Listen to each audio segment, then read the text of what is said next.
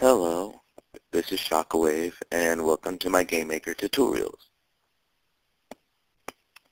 First, we must create a particle system.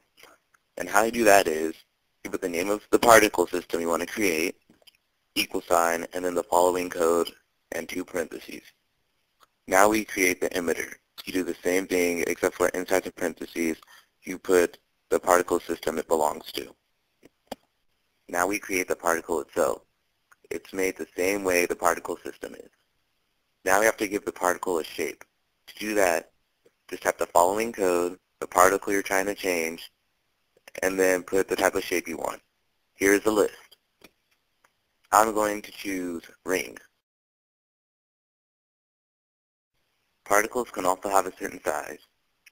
Just put in the particle you're working with, the minimum size you want, the maximum size you want, how much you want the particle to increase. This can be a positive or negative number, so if it's negative it will decrease, and then how much you want the size to wiggle.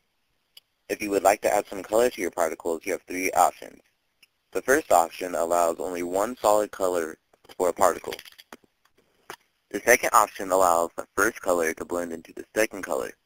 The third option allows the first color to blend into the second color and then blend into the third color.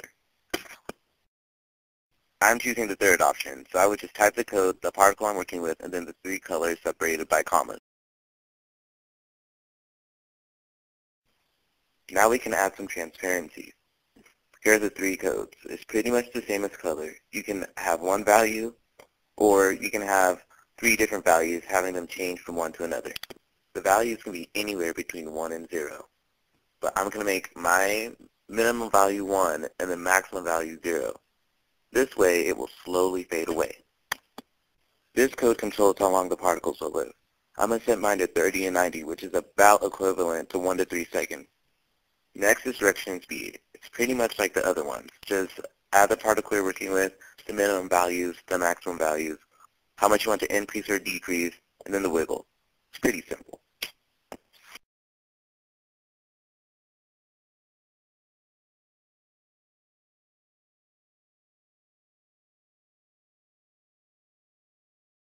There's also other functions you can use. We're not going to get to them right now, so go to the help file and check them out.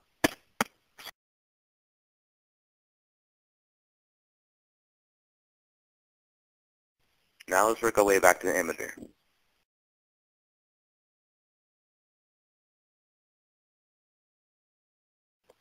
This code controls where and how the particles are distributed.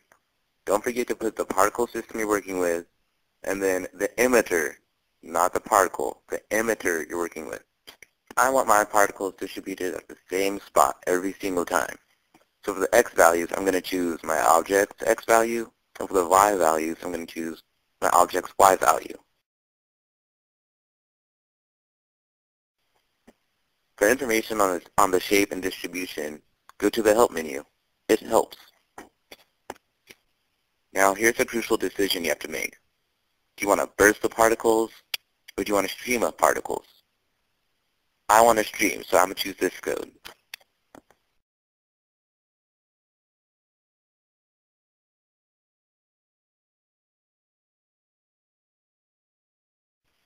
The number controls how many particles will be created per step.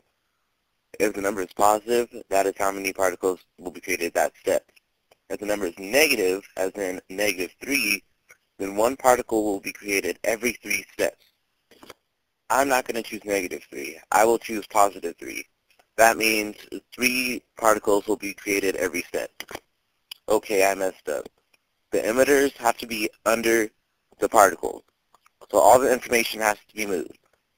Make sure you do that. And also, I'm just going to edit some information about the particles just to fit my needs.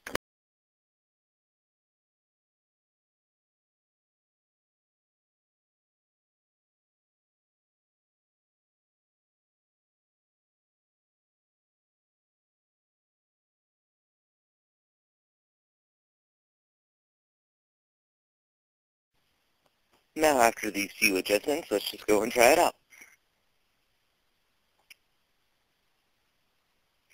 Okay, so here are the particles. It's really nice and it's going in a 360-degree motion. Sorry for the bad quality. Hypercam sucks.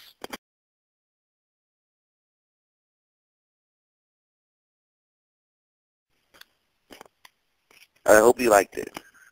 Now you can also go through and make some minor adjustments or some really big adjustments and make really cool effects. Don't forget to check out the help guide. If the help guide doesn't help you, go look at the forums.